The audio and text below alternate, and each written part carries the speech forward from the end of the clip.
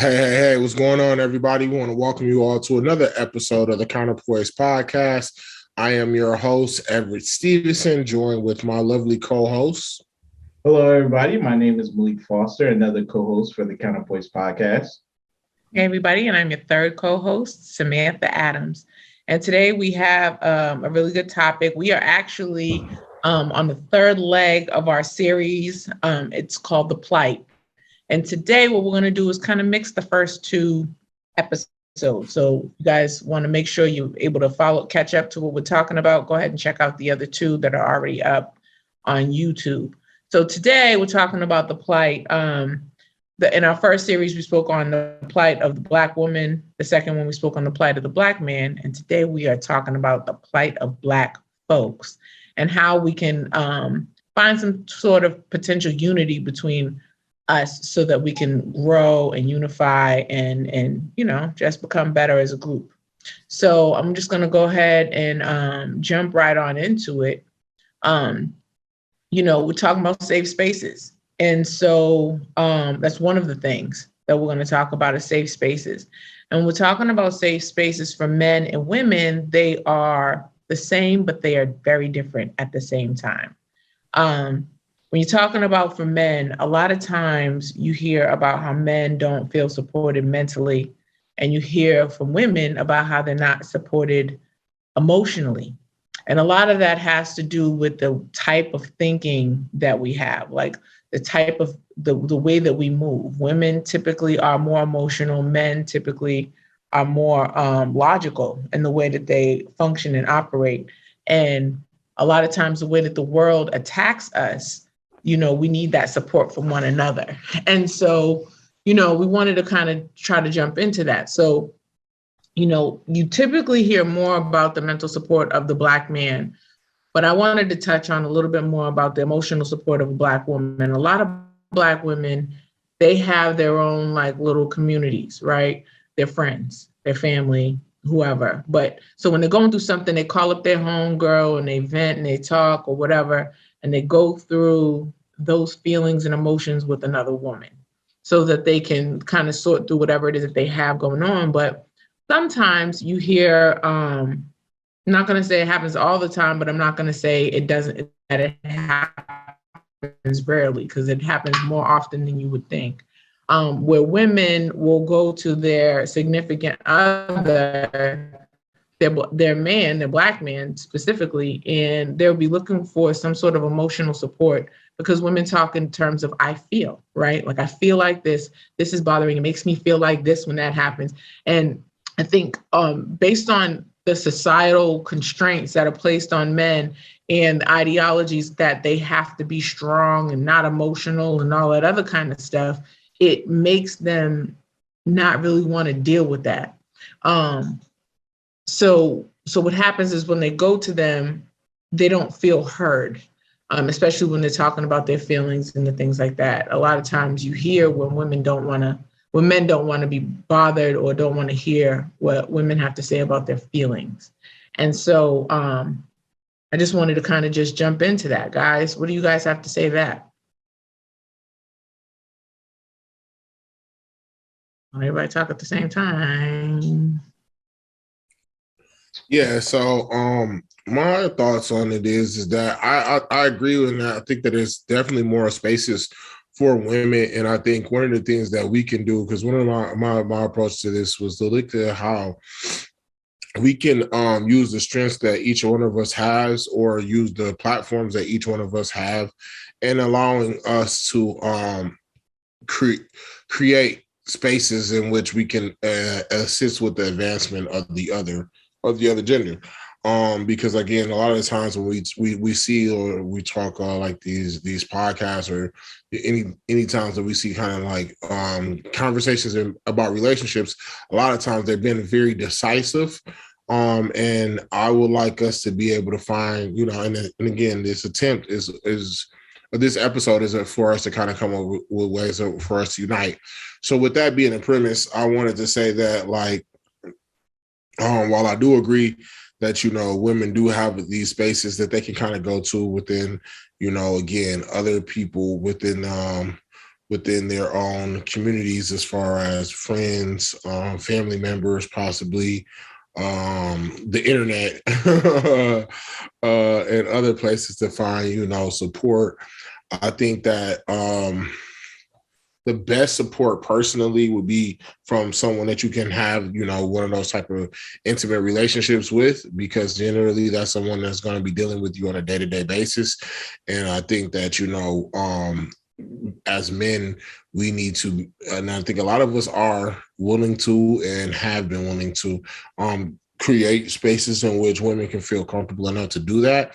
And I think for some of the guys who maybe need assistance with that, that may come in the form of us being able to listen and to hear instead of listening to respond. I think that's something that we kind of mentioned in maybe one of the other shows as well.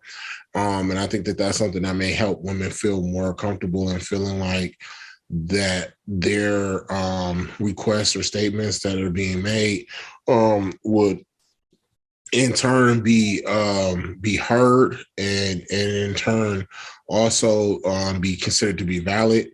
I think another thing that may help within that is on the spaces of, from speaking from on the men's side of the game, that for men to be able to be those support structures for each other. So whether it's, maybe having friendships where guys understand that, again, sometimes brothers might want to feel comfortable enough to feel free to make statements to you and not feel as though that they will be getting judged for the statements that they're making. So if that requires, guys to be a little bit more open about certain things. And I think typically we'll find that most men are willing to at least be able to, when they see a friend of theirs, kind of want to come to them about a serious issue, take the time to kind of hear them out. But I think leaving spaces available for guys that feel comfortable enough to do that often would be something that I think that we should do.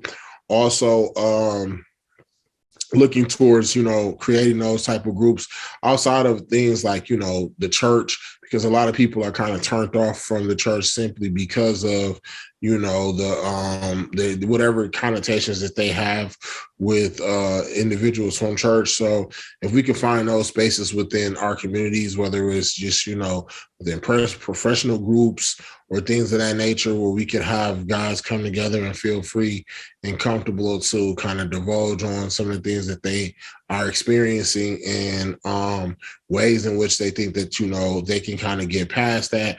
To me, that would help. But I think if we're talking about also from the standpoint of, how do we think that, the women can help within that, creating those spaces for men, I think, and if it's not necessarily directly from, allowing your man to feel comfortable enough to speak to you, I would just say it would be to see, like, when men do make spaces and conversations publicly, to not necessarily feel the need to want to attack or, belittle those statements that's being made by that man. I think it'd be, if we can try to look to, the way I always look at it is if you don't see yourself, see your brother, your sister, or in the others that's speaking, you won't love yourself or your people. So I think if we were to keep that in mind, I think if you look at that, when somebody make those statements, if you think to yourself, what if this was my brother that felt that way? And then you make whatever comment that you would make, I think it would really help for people to kind of get more sensitive to the maker of the statement, as opposed to someone just kind of being there listening. Right. I want to touch on a little something about this segment, right? The safe spaces for mental and emotional support. I kind of want to touch on first the men, because I personally feel as though when we're comparing Black men and Black women have more emotional support than Black men have, and I don't think anybody would necessarily argue that. because I was watching the Kevin Samuel segment. I know people don't really like him, but basically he was asking a young lady to name any like online or TV type of shows, whether it's online or on TV, or anywhere, or publications that support men, that talk about men's issues. And you can barely name any of them, like more than one. And he like named like one just to help people out or something like that. And it's like, yeah, the women can't name any, and there's plenty of women ones, right? He named like five just off the top of his head. So that's one thing that can be a solution, right? Is for men, right? Is have more outlets for men to actually have these conversations and voice their opinions, things of that nature, to provide some support. Say, hey, you know, you're not crazy. It's not just happening to you, because sometimes men just they don't want to be vulnerable with other men. So you know, sometimes you got to push that. But if it's like a community involved and a group of men together talking about, you know, business, you know, women, life, you know, just things that men talk about, then that would be a better forum for them to go to, as opposed to like, oh, you're going to therapy. You might you may be looked at as weak or something like that. I know nowadays, you know, they're really pushing like, hey, therapy's okay, even for a man. They're not really teasing you as much and calling you soft. But when it comes to black men, it's like you got to be, you know, the super negro syndrome, right? Like, oh, you have to, you know, be perfect. Like you can't be vulnerable at all. Like, hey, you're a man, suck it up. If there's any emotional issues and things of that nature. Also, but just suppose that to women, women feel as though they don't have enough emotional support. I really can't personally speak on that, but from my point of view, I feel like women do have emotional support. Could it be more? Yes, but compared to men, it's some there, right? You know, they actually, I feel, have the most emotional support than they ever had in history, in terms of, you know, the things they want to do and be able to freely do them and express themselves. Of course, things aren't perfect, but I think it's come a long way, especially since women are saying, oh, I don't want to go back to the old traditional ways of doing things, right? So they clearly have more support in the things they want nowadays, and that's just my opinion on that. Did you want to kind of touch a little bit more on the women emotional support? Yeah, just a little. Yeah, because I don't think the lack of emotional support for women comes from other women. I think it comes from men. Like they lack the emotional support from men. Men lack mental and emotional support, period. Right? Like, so yes, I agree with you both that women typically have more emotional support from other women, but they don't get it from men. And men just don't, I mean, they get it from women, but they don't get it at the same rate that women get it from other women, if that makes any sense. And so I was just thinking like some of the ways that, because you're absolutely right, men absolutely need mental support. You know, they have their own plight. They have the things that they deal with on a day-to-day basis, especially Black men. And when they're out there in the world, it's not to say the Black women don't have their own issues and things that they have to deal with on a day-to-day basis, which often go overlooked, right? We've talked about that. But as it relates to what Black men need, when Black women go through their stuff, they typically have a little bit more support from other women, whereas Black men, when they're going through their stuff, they don't really have it. And I do agree with you both. Black men creating more communities amongst other Black men so that they know that, number one, that they're not alone. And, you know, you never know what gems you can get from somebody else that may have already been through whatever situation or circumstance. They could potentially give you guidance and you know, some ideas about how to work through things. One of the things, you know, we talked about before was, why does this happen though? Why is it that women and men lack the ability to have empathy for each other's plight?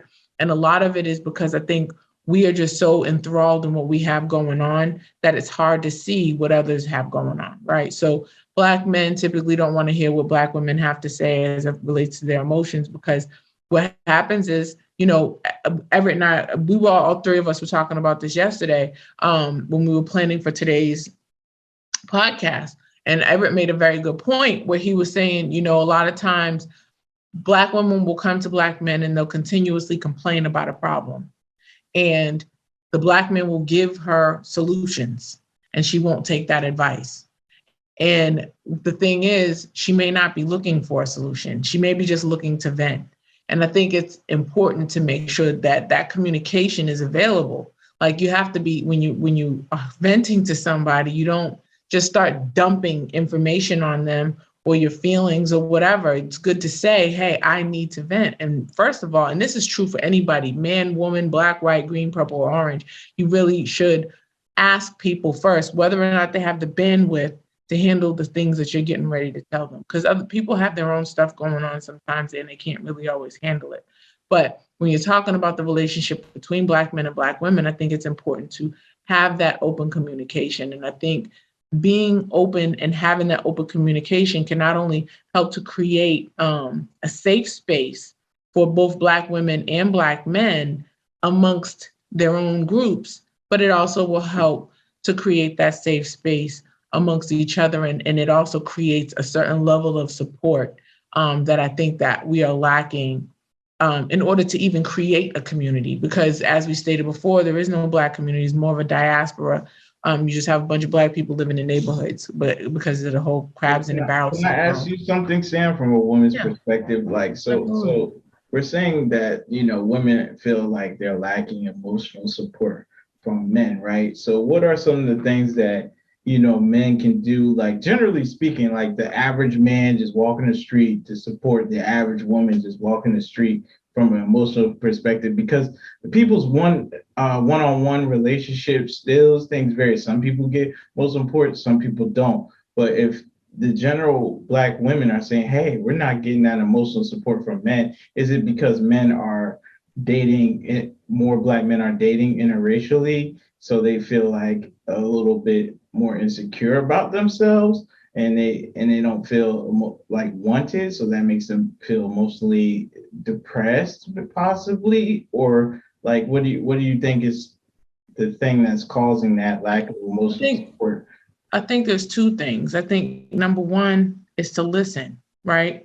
Kind of something that E had touched on, listening to hear as opposed to listening to respond. Because a lot of times what happens is a woman will be sitting there expressing herself, and rather than hearing what she's saying, he's listening to how she's saying it. And he's so focused, laser focused on that, it makes him feel as though she's being angry or she is, functioning a particular type of negative way, when in actuality, she needs somebody to say, hey, it's okay. You know what I'm saying? Just listening to what she's saying. Because a lot of times Black women, it's very common amongst Black women to feel unheard, and the constant repeating themselves. So number one, I would say the number one thing is to listen to hear as opposed to listening to respond. And then another thing I think might be helpful is to ask. Simply ask what they need. You know what I mean? Because men are not mind readers, and a lot of times women can, and this has nothing to do with nationality, race, whatever you want to call it. Women typically move as though they expect a man to understand what's going on in their brain without telling them, right? Like, men are not mind readers. So I think that it's important that if he's going to support her, he needs to know what type of support she needs. Like, if I'm complaining about work, right? Is the resolution that I get another job? Is the problem, like, whatever complaint I have, is the problem that is the resolution to my problem that I need a new job? Is the resolution to my problem that I need more money? Or is the resolution to my problem that I just need to get some stuff off my chest? You see what I'm saying? And so I think it's important to ask. Just ask the question. So what is it that you hope to gain from this? Or what is it that you want out of this situation, or even just this discussion. Do you want me to just listen to vent? Are you just venting, or do you think maybe you want to start looking for another job? Do you think maybe you want more money? Like, do you want advice, or do you just want to vent? It's okay to ask. Sometimes, Sam, when it comes to asking, when a lot of men do ask, some women just won't say. Like their response will be, "Oh, you're a man. You should know. You're a man." That's exactly what I'm saying. They go back into Right. that narrative that's always right. No, and you're right. a man, so That's the reason why I prefaced it. Nope, I already know where you're going with it, Malik. You know? And that's the reason why I prefaced it with that, because I do. And that's the reason why I prefaced it with that, because there are a lot of women that feel as though a man should already know. Men are not Osmosis Jones. I think women isn't women's fault. I think it kind of leads into the next segment we're going to get into, part of the show. Right. But I do think that women have to understand that men are not robots. They're not mind readers. They don't have like this keen ability to read your mind. Like, it's important to explain, because number one, they don't think the same way that women do. Women speak from an emotional place. Men speak from a logical place. It is apples and oranges. And although they may understand what you're saying, and they may even be able to relate to it, it's important to let them know what lane you're in, right? They could think you're in the 3 lane and you're in the 1 lane, and they're trying to meet you at the 2, but they have no idea because you didn't say. You're just expecting them to know where you are. And that's why I said communication is key. So to answer your question, Malik, listening to hear is probably the number one, and then just letting them know that you're there. Like, I may not even be able to fully understand what it is that you're going through, but I'm here. You know what I'm saying? To say that. I wanted to jump in and say too that I think another thing that comes into that I think would help us men as a whole is, in some senses, understanding the uniqueness in the woman that you're dealing with, because again, every woman is not the same. And so some things, and especially to a point that Malik may have made, you might be dating women, one race that, express things a certain type of way. You might date women. And I don't necessarily even think it's necessarily so much of a racial thing as it may be a personality type of thing. Some people might, well, when was your birthday? Look at the horoscopes to figure out how, or, they just might just look at, dealing with you as an individual and maybe how you choose to express things to understand that, hey, maybe this might be the best way for me to communicate with her.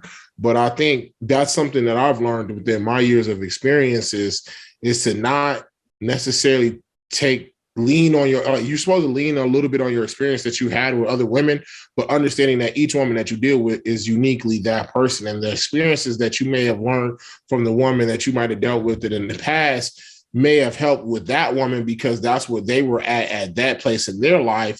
But this next woman that you may be dealing with may not have had some of the same experiences. So their views might not necessarily be uniquely the same as the other person. So while that may have worked for them and that might have been how they might, or you might have need to approach that woman, this woman on the other end, you might need to go a little bit more into, detail, or you may need to, not be as detailed with them and give them a little bit, and give them a little bit less information because they may not want all of that. They may take that. They may not be able to handle it.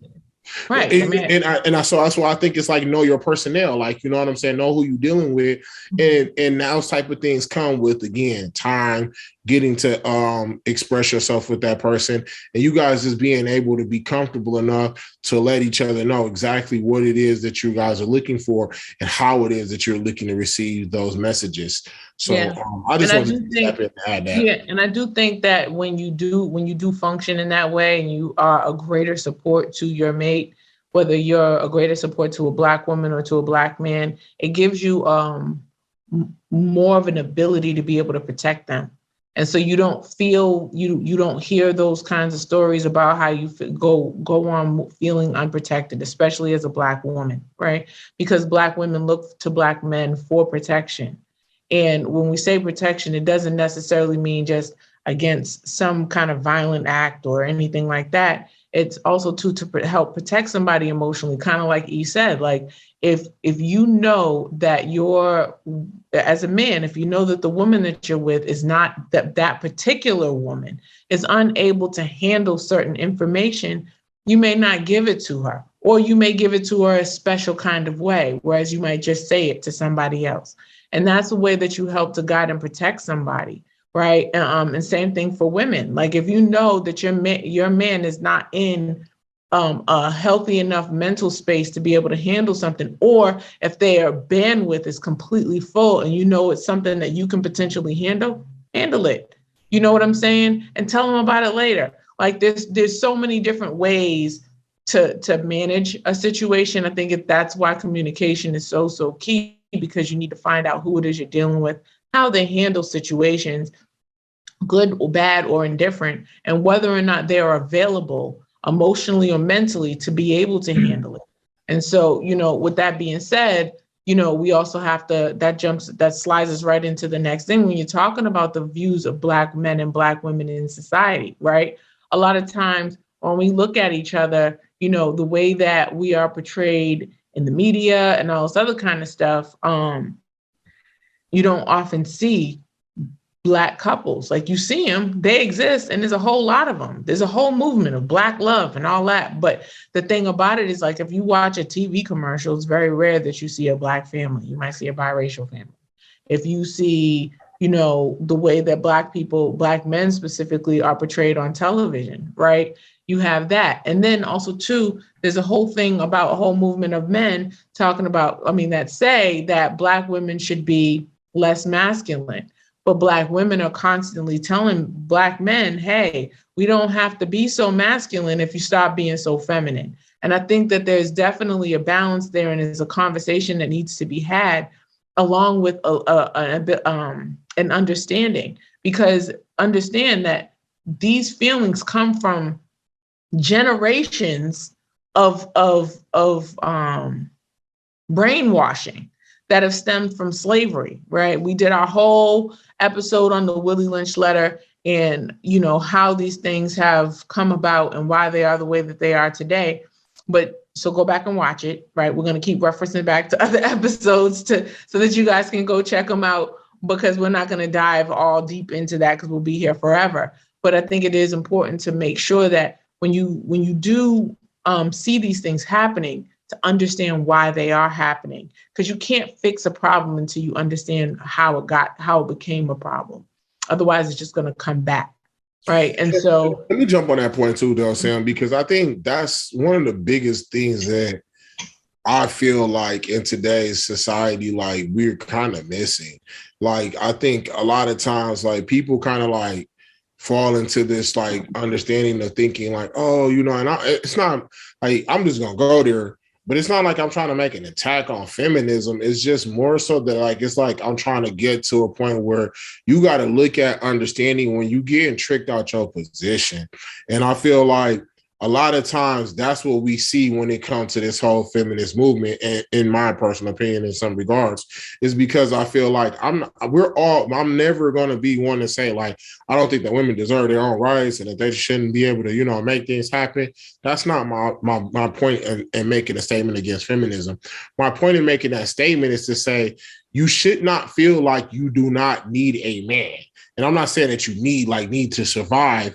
I'm saying it like it's saying like you shouldn't feel like you don't want to have a desire to maybe have a family structure in today's society, because again, or just period in society, period, because everyone knows it's better to like it's lonely being by yourself. You know what, E? I just want to make one quick comment and let you continue. I kind of disagree. I think women should be able to, if they want to be independent and they don't want a family, that's their choice. But the thing is, they have to be able to live with the consequences of their choice and not bash men because they decided to make a choice that they wanted to choose, okay? And then if they change their mind later, you have to deal with the consequences of that choice, okay? So that's the only thing. I'm all for women saying, no, I don't want to have a man and all that. Okay, good.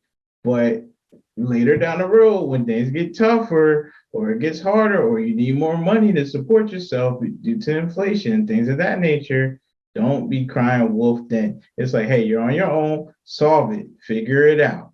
That's but see, that's my whole point.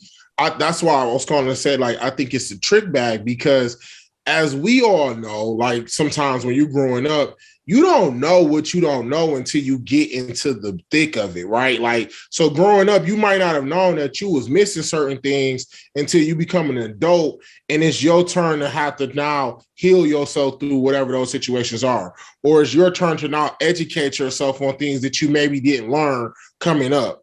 And so I think when you kind of fall into that category of looking like, oh, you know what? No, this independent thing, like, I really don't need a man. Like, I can take care of my stuff. I can do that.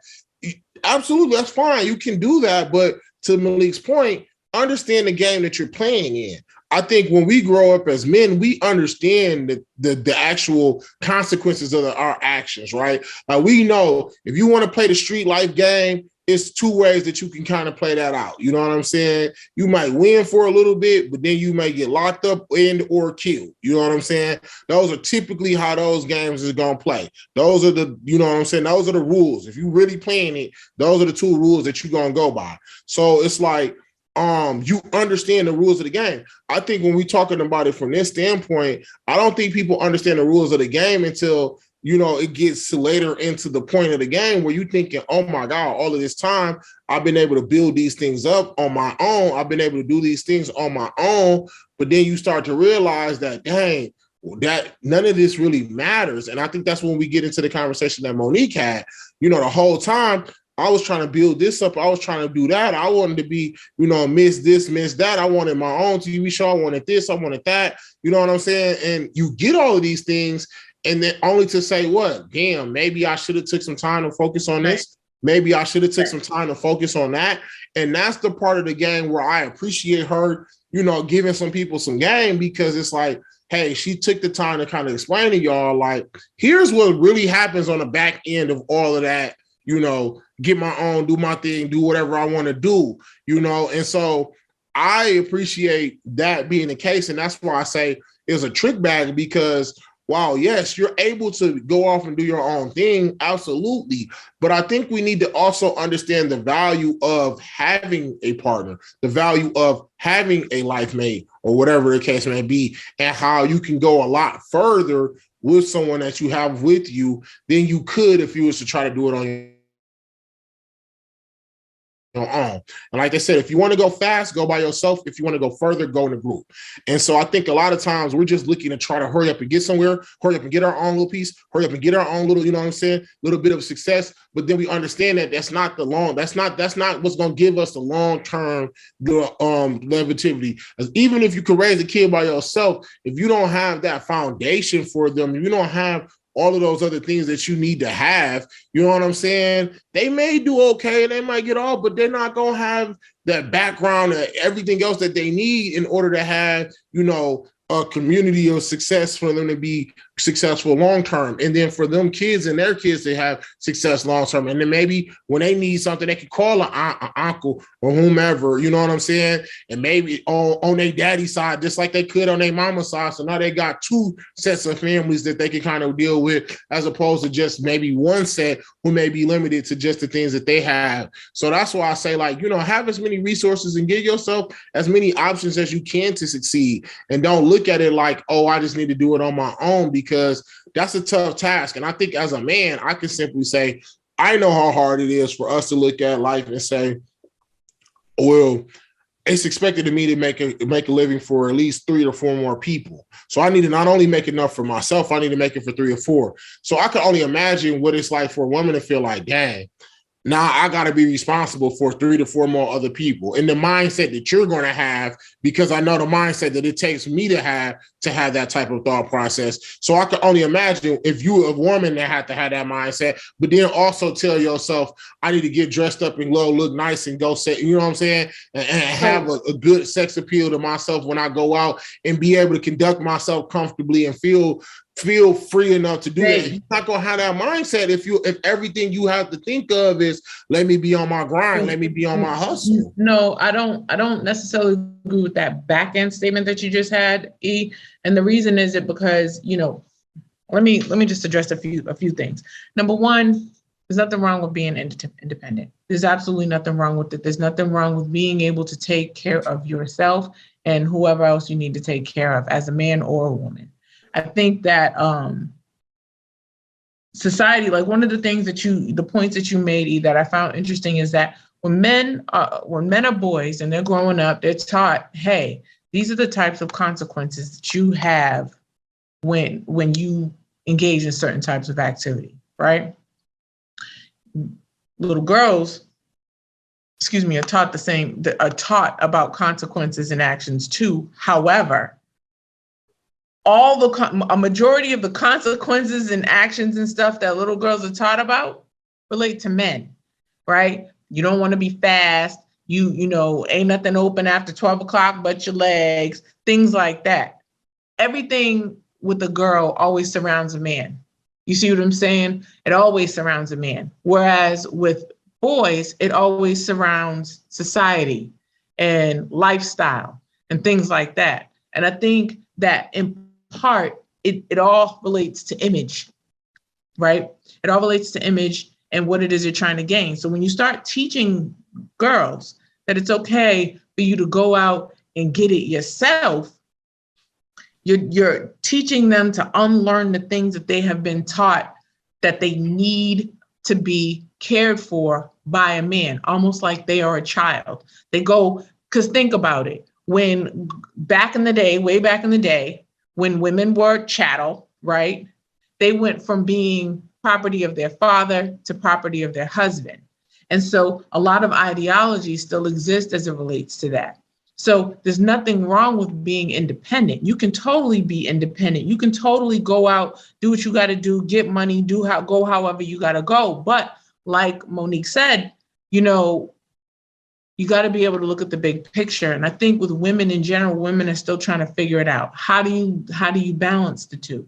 Because there's definitely, you can have both. There's no rule that says you only need to have one, right? Because there's plenty of successful women out there that are married, have children, and are doing the things that they have to do. So it's totally possible, but it's having the understanding that it is available to you and not that you are required to stay stuck in one spot. And I think that right there is really where the farce is, because when people think independent, they think, I don't need nobody for nothing, I got this.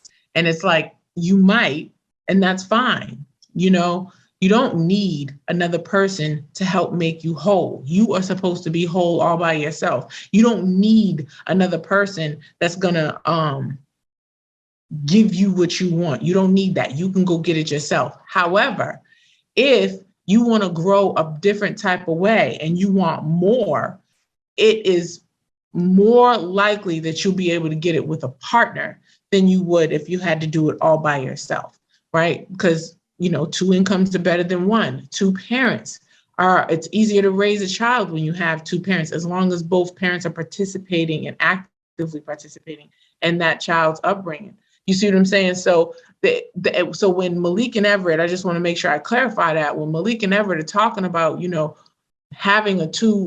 being a couple or growing as a unit, they're not necessarily shunning, you know, people choosing to be on their own or being independent and all that. They're just pointing out that when you have more than one, things are easier, things are better. You have more money. That's 2 incomes rather than 1, if that's what you so choose, right? If both parties choose to work.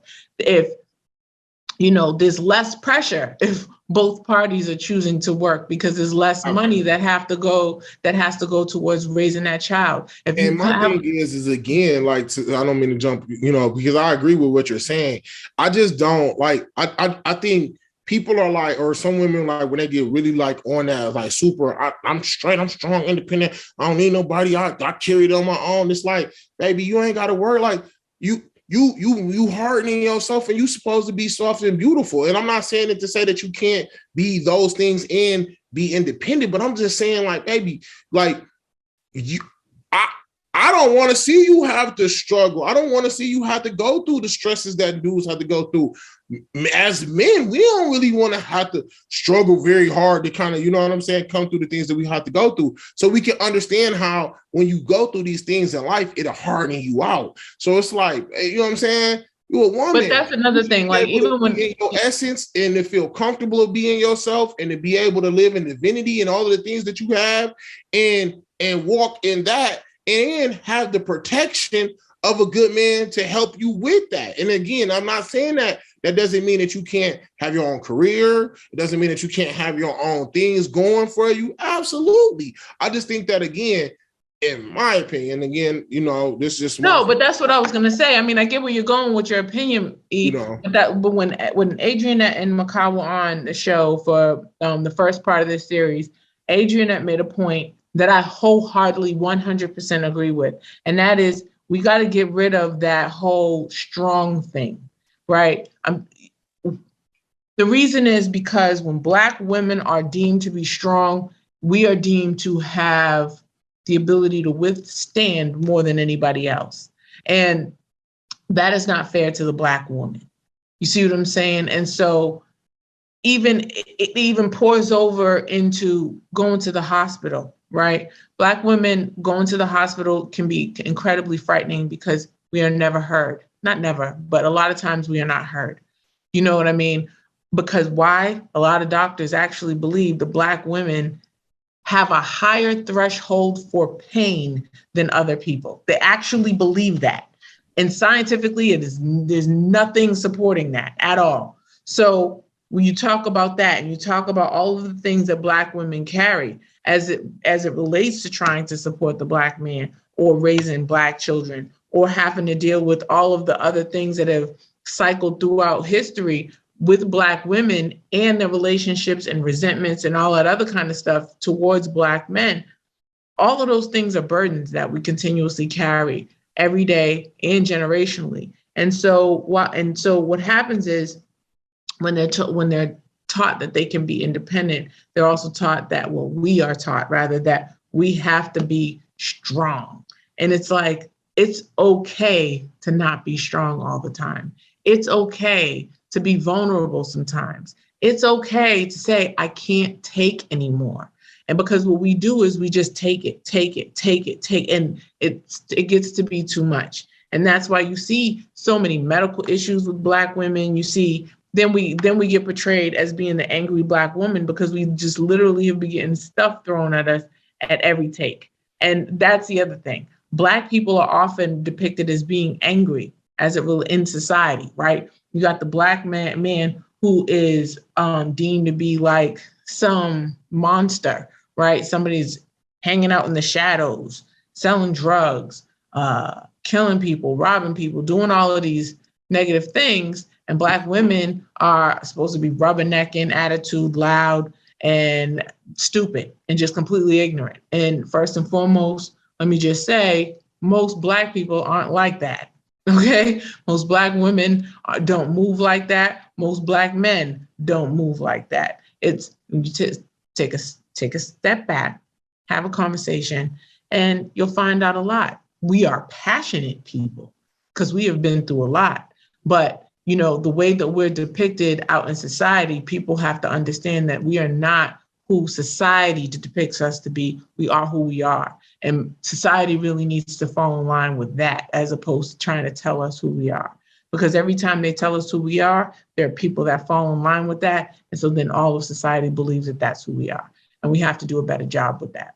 I wanted to kind of get on a point that you mentioned here, Sam, about strong, right? A lot of Black women will say that they're strong and independent, which is fine. But you have to live with the consequence. Once again, I want to go back to the consequences of that. They say they're strong and independent, but they're always constantly having complaints about their counterparts, right? The Black men, right? Their Black male counterparts. They're saying, oh, they're not doing enough job, a good enough job, etc. But you're supposed to be strong and independent, right? And you're saying that these men can't handle it, right? That's a common talking point that a lot of Black women will make when they're displeased or dissatisfied with a black man, like, oh, I was just too strong and too independent for him. Well, okay, let's take you at your word for that. If you're too strong and too independent, that means you don't really need a man. If you're strong and independent, what do you need a man for if you're strong and independent, right? But that's what I'm saying, You're good Malik. enough by yourself, right? Nobody, And being strong. Okay, let me just finish up this go point ahead. and let I'm you gonna let you finish. respond. Go ahead. If you're strong and independent, that means you should be able to endure the hardships and the stresses and the struggles of life alone.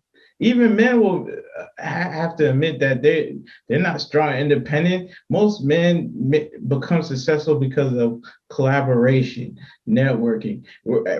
Us as humans, we work better together. Alone, we would have, if we were working independently, we would have died off a long time ago due to disease, due to any catastrophe that happens on the earth, all kinds of stuff. But we come together and work together. And when you're saying you're strong, independent, that's like going against this human society in general itself. So that talking point to me is just mute. It's pointless. Well, I think and it's not I think on anything. but Malik, I think that it's important to recognize that men are never taught that they need to rely on the other gender. Men are never taught that.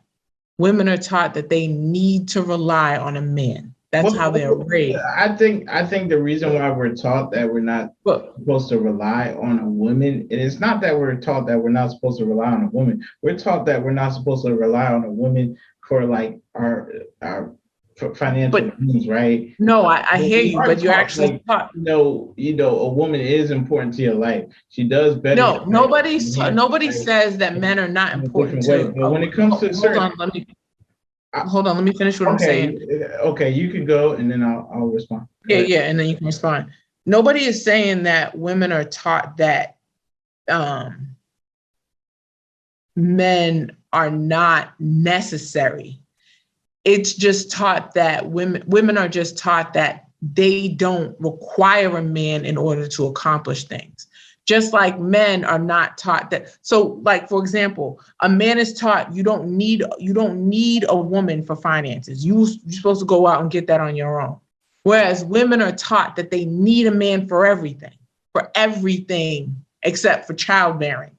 You see what I'm saying? And so to try to break free from that, it's almost like bouncing a ball, right? If you're always told one thing and you bounce a ball, it's going to go way up. So it goes from one extreme to another. So if I'm trying to unlearn that I can actually excel at something without having a man there to do it for me, right? And I don't have to rely on him to do it, then you know what I'm saying? That's the reason why women move like that. That's where you get that whole independent thing on top of the whole unlearning of the things that happened from the Willie Lynch letter. Now, when you're talking about strength, that's exactly what I'm saying. We are taught due to feminism about being strong and independent, being able to withstand things and gain success in certain areas based on, being able to do things on our own. The issue is that part of the problem is that there's no community in that, and community has to be engaged and included in that. You see what I mean? Women don't have to, especially Black women, we don't have to be strong all the time. That's the very thing that I'm saying. It's not about the consequences of choosing to be a strong Black and independent woman. It's about, yes, you can independently go out and get those things. Yes, you can be strong in the things that you have to withstand, but you are not required to do any of that. That's number one. And the issue is that when you're talking about Black women, a lot of times it is placed on us as if it's a requirement. And Black women in society have to break free from that, kind of like how Black men have to find a way to be more vulnerable with other Black men in order to grow their own community. And that's really what I'm saying. We have to break free from some of the things, the stigmas that society has placed on us. Not to say that we need to rely on other people, but to understand that in order to have community, it's okay to rely on other people. It's okay to choose to have whatever life that you want. There's no one lane. You can do whatever you want, right? Nobody lives in a box, and people have to stop putting these expectations on Black men and Black women. And that right there is what I mean by all of that. Okay. Well, you definitely said a lot, and I think a lot of the thinking does come from a lot of this women liberation and feminism movement, and the whole notion of this requirement that everything that women are taught is because that they're required to have assistance of a man and stuff. Certain things like the feminism, the being beautiful, certain things are for a man to attract a man because it's all due to the fact that we work better together. And men aren't taught that, oh, you work better alone. You don't need a wife. You don't need a woman. You don't need community. You don't need to collaborate with other men. Men aren't taught that. So women, right? But they're also not taught that they don't need it. They're not taught either way. You see what I'm saying? Because you're taught that you need it. Well, okay. I'll take from my personal experience. My family taught me that is needed. Like I don't know. They taught me that it was needed. From my personal anecdotal evidence, and others, my friends and other people that I communicate with were taught the same. So I don't think it's just this mass common thing where like men are taught like, oh, you can be by yourself. We tend to be stoic and focus on our finances and all of that stuff because it's important to have, because that's the expectation that society has placed. And that's the expectation most women are going to have of you, to be producing at a higher level than she's producing in this modern day society. And we can see that through the circumstantial evidence of how women are behaving towards men today, and how most women are saying, oh, I want a man who's making more money than me. Most women. Yes, most. Women, and that's the standard. The standard is when we're talking about most. We're not talking about the exception, because it's harder to find the exception than the general part of the rule. Go ahead, you can jump in. Go ahead. I just want to jump in real quick and say that, again, I agree. I think that most men are taught that you need a woman. Like, not need, but like that you should have a woman.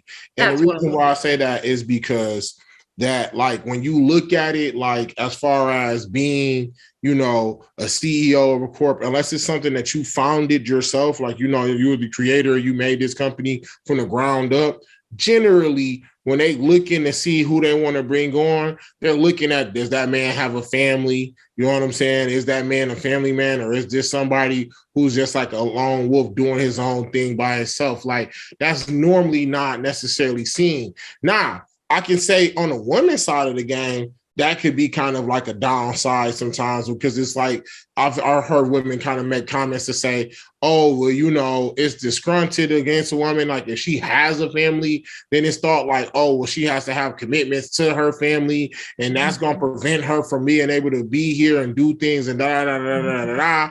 So, like, I can understand how on the back end it does kind of come across a little differently. But as for a man, it's almost like, oh, we want you to lead. We want to see that you can lead a family first. Like, do you even have your own affairs together at home? You know, do you have a home structure like that? And then it comes into, you know what I mean, the conversation of other stuff. And I think you see that a lot of times when you look at, you know, even like who companies use as like sponsors or representatives of their company. A lot of times these are mostly, you know what I'm saying, men with family. A lot of times you might see them doing their commercials with the families, you know, a la Chris Paul and his, you know, you'll see him and his kids in the State Farm commercials and things of that nature.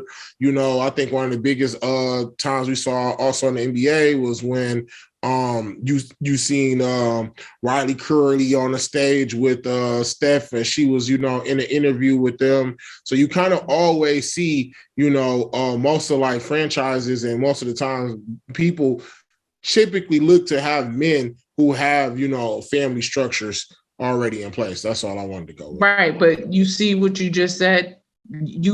Men are typically taught that they should have, right? Women are taught that they require. And those are two very different things, right? Should have and require are very different. And if women are taught that they should have, it might be a totally different but see, Sam, outlook. Let me finish my sentence. It may be hold on, let me finish my sentence. It may be a totally different, outlook than if you're told that you need something, especially when you come from a place of being treated like chattel. So if you're always taught, all right, you should have that because it can take you to another level, versus you need that, otherwise you are not going to be able to succeed. Those are two very different storylines. And I think that right there is the reason why there's a huge disconnect between the two, because between men and women, just in general, especially as it relates to the feminist movement, because a lot of times people don't recognize that women have been brought up to be told that they require to do something in order to survive, whereas men are told that they should have something in order to be successful. And those do not calculate the same. Go ahead, Malik. Well, men are taught that they should be doing certain things in order to survive as well and to be successful as well. Should be, right? Not required. Outside of a woman's help, we are taught, certain things. Like you have to be productive, right? Like that financial aspect is important because women look towards that, right? So that's a lot of the battle right there. So that helps. Right, but you're talking about requirements in order to get what you should have, correct?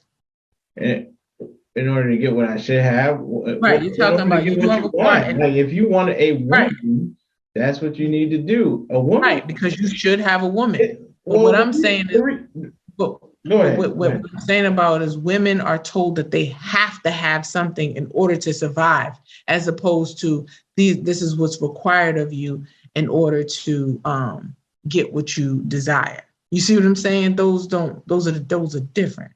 Well, yeah, because I think there's a reason why women are taught the way they're taught, because they can't be taught the same way men, because it's totally different. And just because it's different doesn't mean it's a bad thing. Because see, that's another thing with modern women today. They want to be just like men, but they want women benefits. They want what men have, as long as it's the beneficial part. But if there's a consequence to, like, oh, okay, you're not required to be taught like this, we're going to teach you like a man. They're like, oh, no, I don't want any of the consequences of being a man. No, it's not that. It's not that. It comes from history, though, Malik. Like, I hear what you're saying, but hold on, no. History has to be, hold on. The treatment of women in history has to be addressed when you talk about, just like when you talk about the history of how Black people were treated, when you're talking about us growing as a culture or trying to create a community, right? In order to create a community, we have to understand the things that we've been through that have disallowed us to be a community, right? So when you're talking about women growing as with men, and understanding their role, you cannot not include the treatment of women throughout history and how we ended up here. Why are we here? Why is it this way? Why do we move the way that we move? A lot of it has to do with history, and to ignore that, right, or not include it it's a misnomer, because you cannot appropriately understand why women are where they are, why they're being deemed to be masculine, why they are they choose it. They have the freedom. But it's a choice, but it's a choice bred out of historical treatment.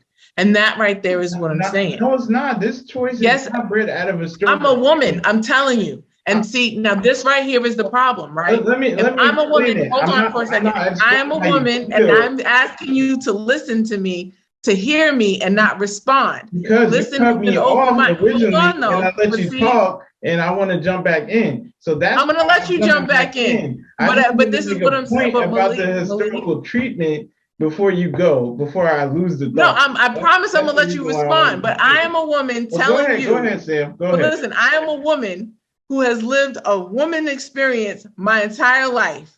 And I am telling you why women move the way that they do on a general sense, and you as a man just told me no. And that goes back to That's what I not what said. you originally But said. hold Why on, women let me move the finish. way Let they me move finish. in the Yes, general it sense. is. That's not what you Yes, said. it is, because I Oh, said okay, you go cannot ahead. talk about the plot. You cannot talk about how women move a particular way without including the historical treatment of women. Where we are now and how we've gotten here has been, a lot of it is based on history and the way that we are now. You said no, it's not. It's choice. That's the What exact I'm opposite. saying is, Hold on, let me finish. That is the exact opposite of what I said at the beginning of the podcast, right? When I said, in order for us to grow and to unify, we have to listen to each other, listen to hear and not listen to respond. And as a woman, and I'm telling you about a female experience, and you just said, that's not it. That's the equivalent of me telling you, if you're saying I'm not being supported mentally, and I say, yes, you are. No, if you don't feel that support, then you don't have it. You see what I'm saying? Just like if I'm telling you, as a woman, generally speaking, this is how it goes, and you say, no, it's not, you just totally disregarded everything I just said, like I didn't just say it. And that's what I mean about being heard as a woman. That's a perfect example of it. Well, go ahead. Okay. You went into history of treatment of women. This is a documentation of stuff that we can talk about. A man can talk about it and a woman can talk about it. And it's historically known that women today have the most freedoms and liberties to do whatever they want to do throughout history. We all can agree on that. That's not a debatable topic. And when I'm saying that, women today are choosing what they're choosing today. Like they made the choice. Like nobody's requiring them to do anything. They can do whatever they want. They want to stay at home wife. They have that option. They want to be a career woman. They have that option. But what modern women are finding today is that the choices that they're making later down the line are not making them happy down the road. Like they want what grandma has, but they don't want to endure what grandma did endure. So that's the issue that they're coming into. Like they want that traditional benefits, but they don't want to do the traditional things to receive those traditional benefits. And that's what I'm talking about. I'm not talking about how women feel. Let me No, I just ask wanted to say this quick comment. Y'all can come back. I just think it's funny though, because it was hold on, E. Let me finish the sentence, and then I'm gonna talk it to you. I'm not talking about the emotional feelings of a woman, because Sam's right. I can't talk about that stuff. I don't know about that stuff. I'm not a woman. So I'm just talking about the historical perspective of the advancement of women from a cultural society standpoint that we all can acknowledge. That's all I wanted to kind of clarify that, so y'all don't think like, hey, I'm trying to tell women, oh, you don't feel that way. Nah, you can feel how you want to feel. I'm just talking about women's right to choose is at an all-time high, essentially. They can do whatever they want. There's less restrictions on women on choosing these relationships or choosing work, business. Those restraints have been lifted.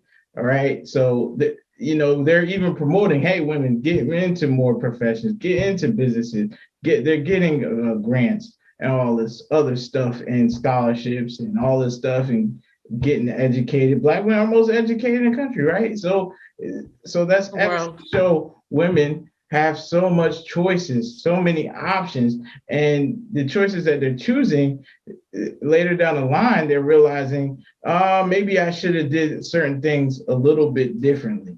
And that's what we're coming into today when you hear all these discussions on different podcasts and different. I have a question for you, Malik, but I'm gonna let E go first. Go ahead, E. He hasn't said anything. All I just wanted to simply say in this thing, I enjoy just sitting back and listening, but I think, like, to Malik's point, like that he had made earlier, just being like, I think, like, a lot of women, they want, their grandma's lifestyle.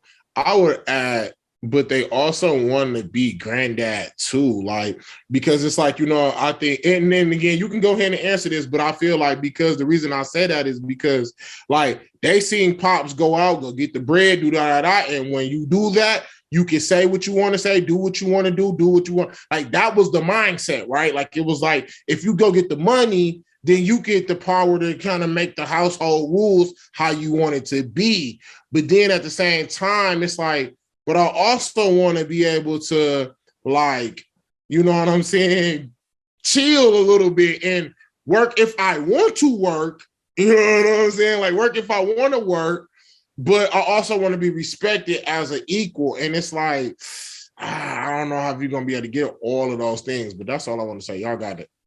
So I'm going to work backwards. You should be respected as an equal, period. Doesn't matter if you choose to go to work or stay at home. That's the bottom line about that. And if somebody wants to go to work and get money and have that financial freedom where they don't have to ask their man for an allowance, like a child, then they should be able to do that. You see what I'm saying? Because that's what happens in a lot of those grandma situations, right? Grandpop either gives them the whole check, have them cut the check, and they go buy groceries and take care of the kids and do all that. That's a model. Or hold on, let me finish. That's not fair. Or what happens is he gives her an allowance, and if she wants to live that way, then that's her business. But if she doesn't want to, she should be able to go get that money. I hear what you're saying, Malik, about women being more liberated today than they have ever in history. But it still doesn't negate the historical facts or why women move the way that they do, right? Because you guys are talking about how they're moving, and I'm telling you why. And when I say about being heard, it doesn't necessarily always have to be emotional. It's in general. Whenever a Black woman speaks, most people don't hear her, right? Most people ignore her.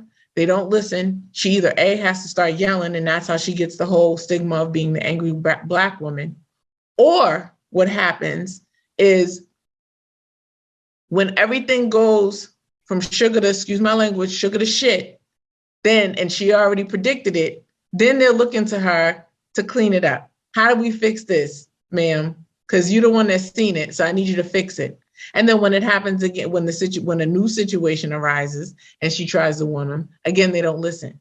So that's what I'm saying. When I say listen to Black women, it's not necessarily just about from an emotional space. It's also, if a woman is telling you, this is what I'm going through, or this is why I do what I do, that's it. It's not for anybody to tell her that's not why. Just like if a Black man is saying, I'm going through this. It's not for a Black woman to say, like if a Black man is having a hard time with something and he's dealing with something mentally and he's bringing it to his woman and he's like, listen, this is what I'm going through. I'm having a real hard time with it, whatever. And she hits him on the arm like, you be all right. You tough, right? You good? You got this. Skirt down, B. Yeah, pull your skirt down, B. What you crying for? Don't nobody want to hear all that. You good. No, that none of that's okay. You see what I'm saying? Because he's actually expressing to her that he's going through something. And it's for nobody to diminish what somebody's going through or why they're going through it. And I think that it's important to understand that that's what I mean about listening. I can never sit there and tell a man why he does man stuff. Just like a man should never be able to tell me why I do woman stuff. And so as a woman, and but see, that's a little thing I wanted to kind of touch on just quickly, like why men do man stuff, why women do woman stuff. Okay. But the issue is when we're trying to come together with these relationships, right? But women want to do women stuff and modern women want to do women stuff and man stuff. Historically speaking, what man stuff is and historically speaking, what women stuff is. Right, because they should be able to do both. And men want to just do men stuff and they don't want to typically be with women who are always doing men stuff. That's the. Let me add. Don't put me in that. Don't put me in that I love to be a stay-at-home boyfriend. So if any viewers is out here got the income to provide for me, a stay-at-home boyfriend, stay-at-home what is it? Dad, all that. You know what I'm saying? Yeah, there are men that are choosing that life. I am open for it. Right. There are men that are choosing that type of lifestyle. And got divorced and got your back, a la Miss Bezos or whomever, you know what I'm saying, or anybody else. You know, I'm here for that. I'm here for the love, you know. So I think that first and sugar baby. I feel you. I think that first and foremost, people need to get rid of those antiquated roles. You see what I'm saying? I do. I think that thinking a woman will go out and be a CEO of her business, right, and getting money is not a man's role. That's a people role, and people should be able to. Well, you use the word man stuff and women stuff, so I just thought I would roll with that part. I mean, when I'm talking about man stuff and woman stuff, I'm talking about as it relates to the things we've already spoken on. Like if a man is having a hard time being vulnerable because men are typically taught to not be vulnerable, I can't sit here and tell you what that feels like because I was never taught that because I'm a woman. Women are taught it's okay to be vulnerable. Yeah, and who am I to tell how we feel about it? But you could tell us how, you know, women respond to it, and we could tell you how we would. That's exactly what I'm saying. So if I'm expressing to you as a woman what my experience is, right? People don't get to tell me, no, that's not your experience, right? If you and I get into an argument and you say something that triggers me, and I say, when you said X, it triggered me, you don't get to say, no, it doesn't, right? And vice versa. Yeah, right? That's true. But I was vice versa from a point of the historical standpoint. Right. And what I'm telling you as a feel, I'm not telling you how you feel. I'm just saying no, and I'm not telling you about how I feel either. What I'm saying to you, because the question I was going to pose to you, when we look at Black people in general, right? Black folks have more freedoms than they've had ever in this country today, right? Every day we get more. And so the parallel to the argument that you're making is if I want to go get a loan at Wells Fargo, and Wells Fargo right now, today, on May 1st, 2022, is under scrutiny for not giving, for disproportionately giving loans out to Black people or giving loans out to Black people at higher rates and all that other kind of stuff, right? Am I wrong for saying historically, this is a historical issue? This is some of the systemic racism that has taken place. No, I'm actually within my rights to say that because there's a history that has shown that this is something that has happened to Black people. So if I'm telling you that from a woman's place, it's the same thing.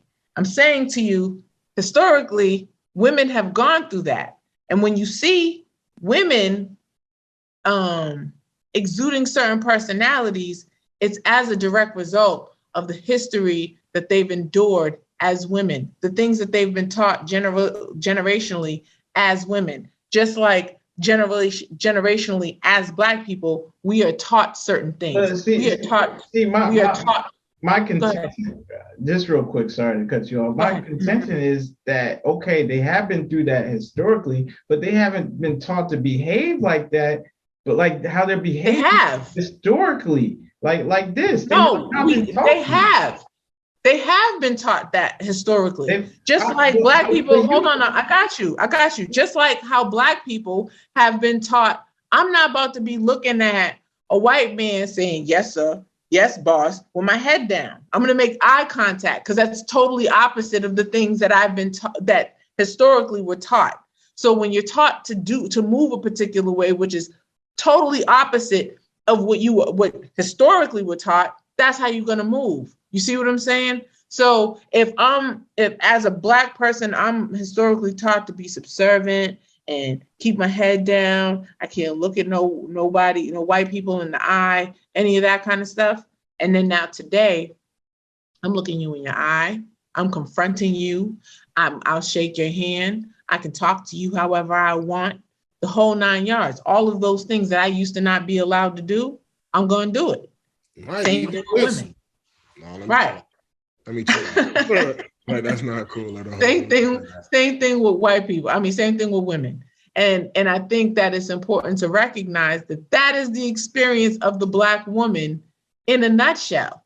And so when you see that in the feminist movement, you see it with white women too, but their experience is totally different from that of a Black woman, because Black women are Blacks too. So we have to deal with the issues of Black people along with the issues of women.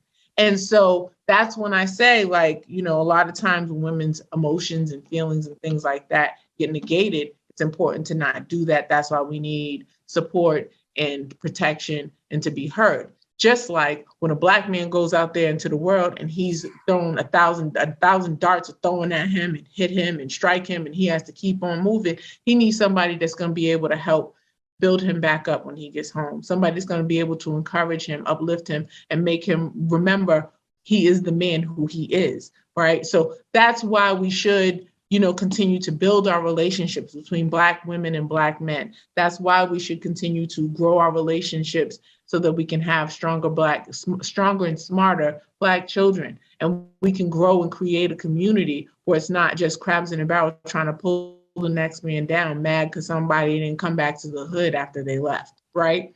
And I think that it's important to recognize that, regardless if you're talking about that in business and or otherwise, right? Because the media itself is what society wants to see. It's not what we want to see. And we have to be able to create and control that narrative, especially too, since we're the number one consumer in the country, right? We are the reason, Black folks are the reason why the world goes round. I mean, nobody can tell me anything different.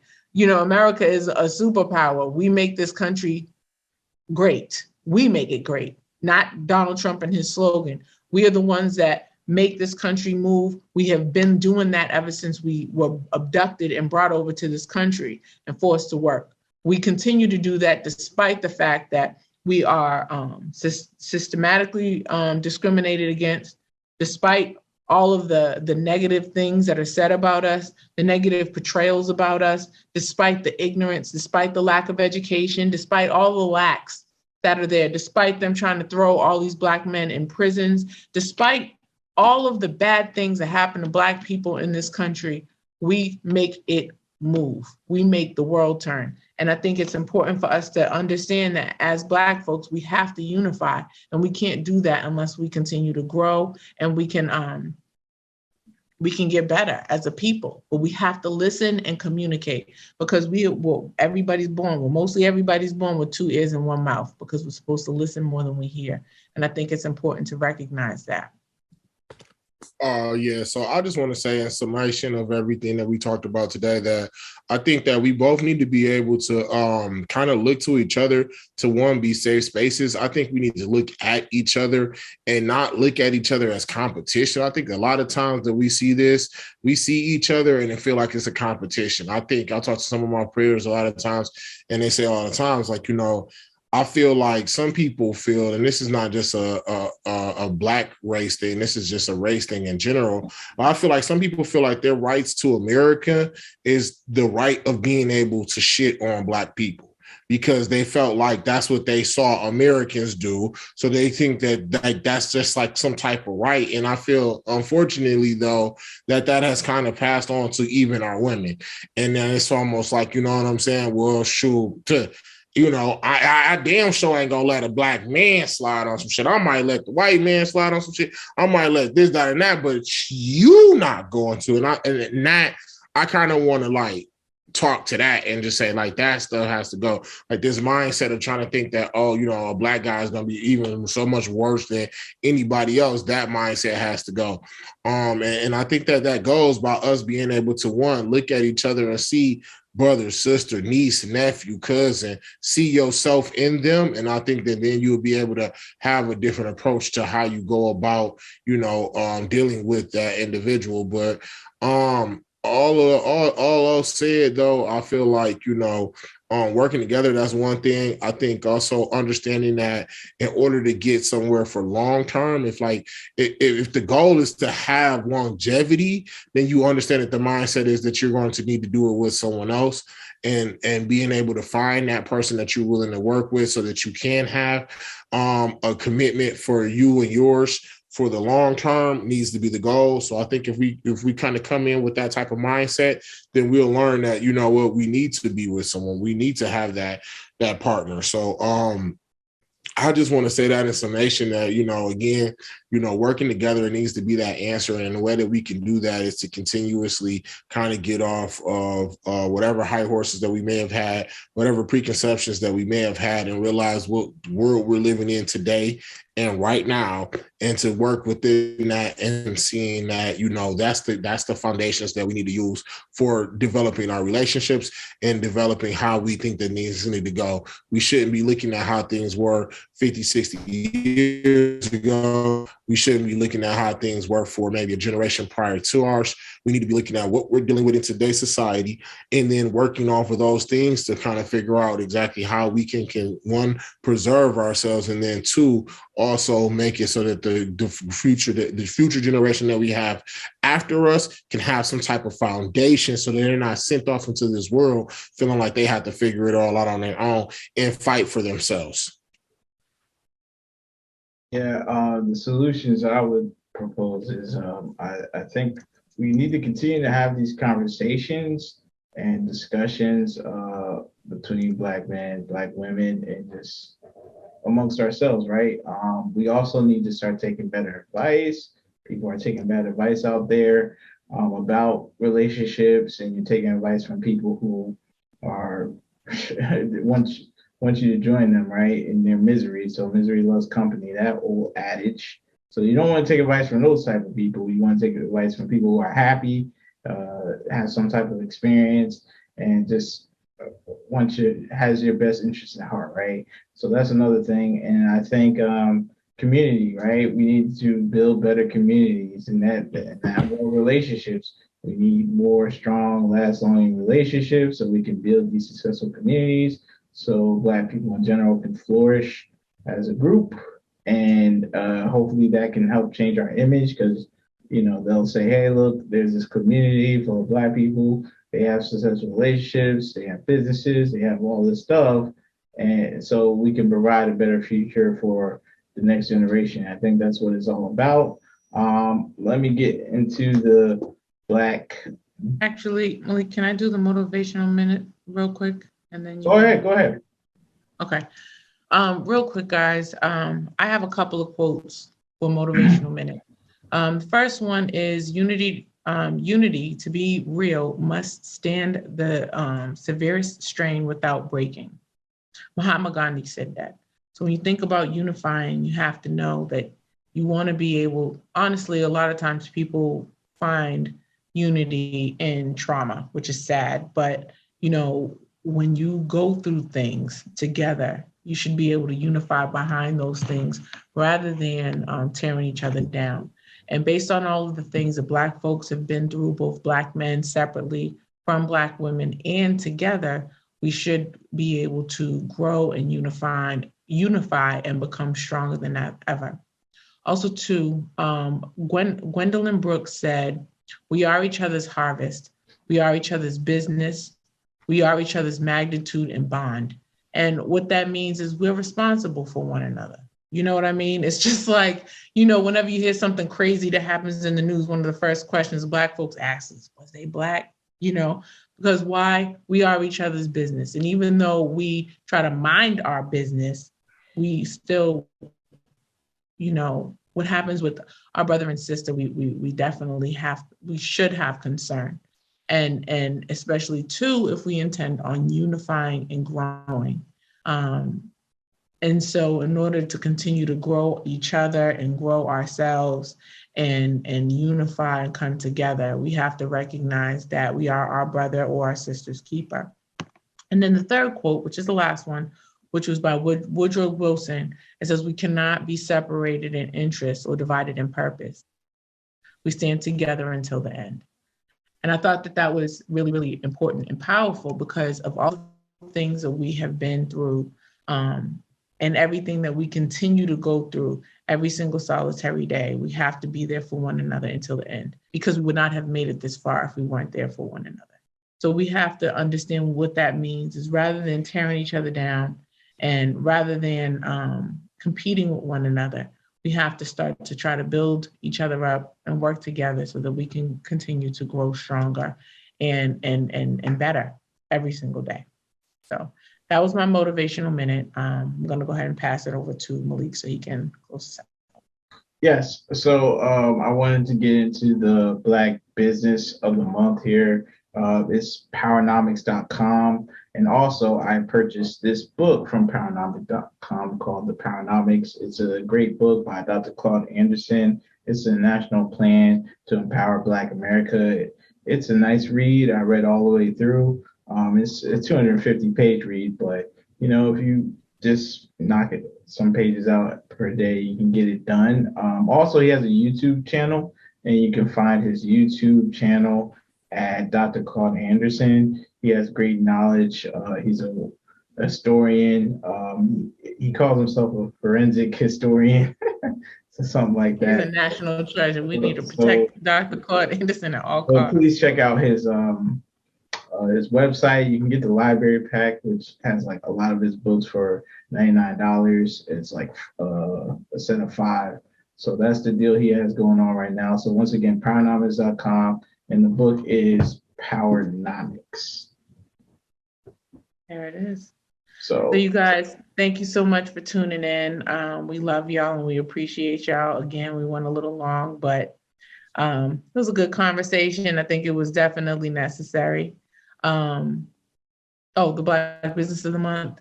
I did the Black Business of the Month. It's Powernomics by Dr. Claude Anderson. Yeah. Powernomics.com. Right. It just happens to be the name of his book. The same thing. So it's easy for y'all to remember. YouTube channel and everything. Yeah, it's easy for y'all to remember. So go check it out. But again, thank you guys so much for tuning in and tapping in with us. All of our socials are going to be shown at the end of the show. We love y'all. Make sure you tap in with us on Wednesdays on Instagram at 8:30 p.m. live. We talk about all kinds of stuff, and you guys can interact, ask questions, make comments, jokes, whatever. We're here for it. And if you guys have any topics that you'd like to hear us talk about, you can go ahead and DM us, send us an email, whatever. And also make sure you like, share, subscribe, comment, tell a friend about the Counterpoise podcast, and subscribe to our YouTube channel. We're also on Facebook and on IG. So we look forward to hearing from you guys and look forward to seeing you guys on Wednesday. That be that. Peace. All right, peace, everybody.